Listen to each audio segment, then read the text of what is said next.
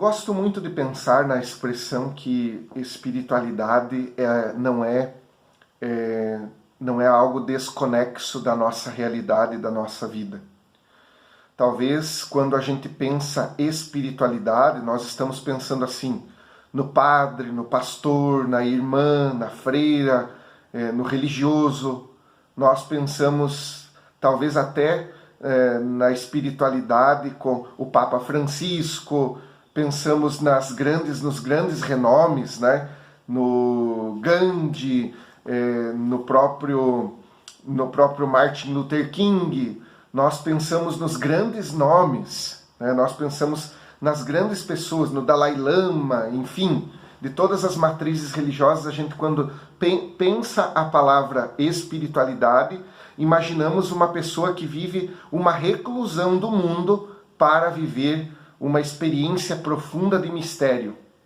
Na verdade, é uma expressão que não é do todo coerente com o termo espiritualidade, com o que a gente pode vivenciar em nosso cotidiano.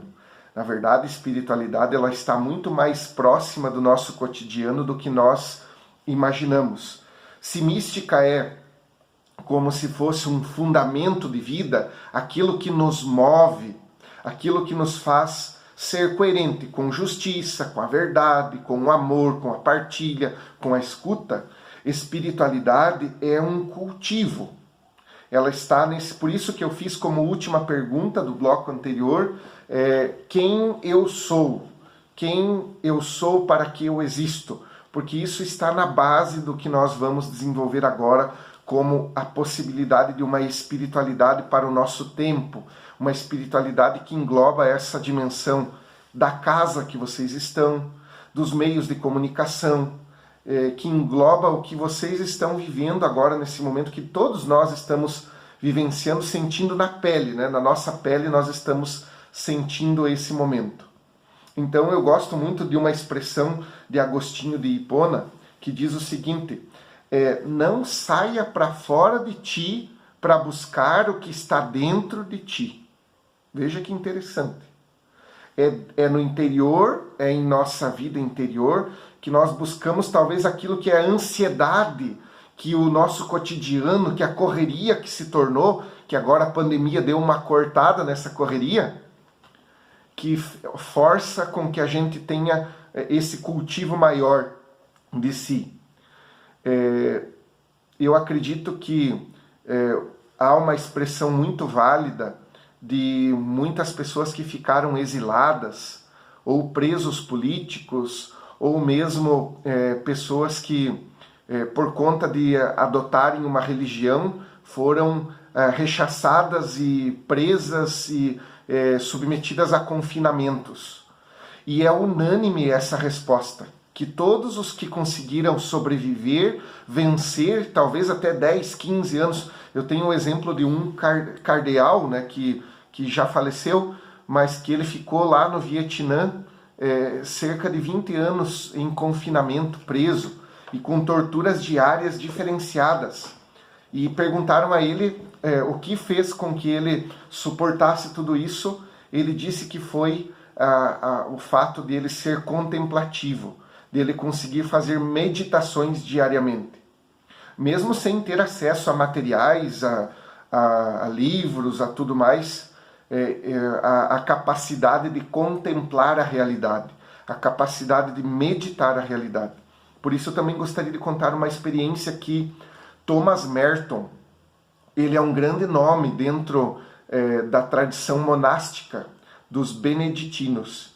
Ele escreveu vários artigos, vários livros, e num dos livros que ele escreve, chamado A Montanha dos Sete Patamares, ele narra a sua experiência, onde ele descobriu o que é uma espiritualidade, o que é a espiritualidade. E ele fez uma experiência do mistério no cotidiano. E foi um dia que ele foi no mercado público fazer a compra do mês lá do mosteiro. Quando ele chega no mercado público, ele consegue contemplar. E o que fez ele perceber a presença do mistério, a presença da divindade, e a presença da comunhão universal. Quando ele se depara com centenas de pessoas lá fazendo compra ou atendendo as pessoas, ele faz essa experiência contemplativa. Talvez você já fez uma experiência contemplativa. Talvez você já fez uma experiência de meditação, de pensar um pouquinho assim nas coisas, na existência, de pensar na divindade, de entrar assim com o olho interior, a gente pode assim dizer. Mas contemplando a realidade, não se distanciando da realidade. Então, isso fica muito evidente que a espiritualidade não é a espiritualidade do outro, a espiritualidade é a minha espiritualidade. E cada um adota ao longo da vida, mesmo sem saber, uma espiritualidade. Mesmo sem saber, eu tenho certeza que você tem uma espiritualidade. E você pode alimentar muito mais essa vivência. Porque eu acredito que você tem confiança, acredita, tem fé em algum valor. Como, por exemplo, o valor da partilha, o valor do amor fraterno, o valor da escuta, o valor do aprendizado, o valor da verdade. Nós acreditamos, eu tenho essa confiança, eu tenho essa razão de acreditar que nós cultivamos valores em nosso dia a dia. E não é diferente nesse tempo que nós estamos vivendo. Não é diferente nesse desafio global que estamos a enfrentar. E eu gosto de pensar aquilo que o filósofo Nietzsche nos ajudou a tecer. Ele diz assim que há muito mais razão no nosso corpo que na tua melhor sabedoria. Veja que interessante. O nosso corpo tem muito a nos ensinar, até nessa vivência de uma espiritualidade, até na vivência de um momento de encontro consigo mesmo, lembra que eu falei? Vamos sempre voltar a esse princípio, consigo mesmo, com os outros, com a natureza e com o mistério da divindade. Se a gente acredita, quem tem fé, vai acreditar na sua crença, né, na sua religião. Cada um tem uma religião, né, ou não, e tem essa liberdade para o fazer. Eu gostaria de fazer uma paráfrase, né, sobre esta frase de Nietzsche. Né? Eu acredito que há mais razão e há mais sentido, há mais espiritualidade no nosso corpo do que na nossa melhor forma de teologia, do que na nossa melhor filosofia. Há mais razão, há mais espiritualidade em nós, em nosso corpo, do que nós podemos imaginar ou pensar. Então, aí fica uma pergunta bastante oportuna também, com relação ao termo espiritualidade. Você já fez uma experiência com o mistério da divindade? Você já sentiu essa experiência na tua carne tornada viva? Você já fez essa experiência com a divindade, com o mistério? Não sei se você chama Deus, você chama o mistério de Jesus, os anjos, os santos, né, o mistério na Bíblia, na palavra. Uns têm o mistério no Corão, outros têm o mistério contemplando a natureza, conseguem contemplar o mistério olhando para a natureza, para as coisas criadas como um mistério. Você tem conseguido sentir esse mistério? É uma pergunta oportuna também. Então, uma outra pergunta oportuna é: aonde que nós poderemos constatar melhor com seu sopro, com seu hálito vital, se não no barro? Eu gosto desta expressão porque é uma expressão de matriz judaico-cristã, mas que fala que o ser humano foi modelado a partir do barro. Tem algumas culturas também, como Mesopotâmia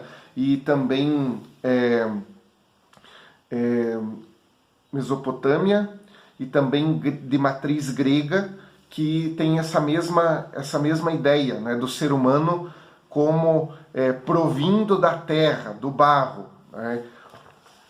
Humano também quer dizer humus, né, que está ligado à terra.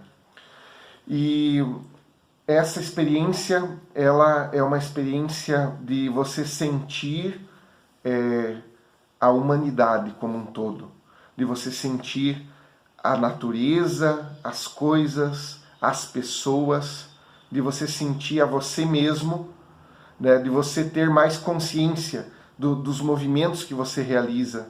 Tudo eu acredito que tudo é um grande milagre, porque a partir da nossa experiência de corpo próprio, nós fazemos uma experiência com o mundo, com outras pessoas, que é uma experiência racional. Por isso que nós somos diferenciados dos outros seres, porque nós podemos racionalizar e pensar a nossa própria existência, pensar a nossa própria vida.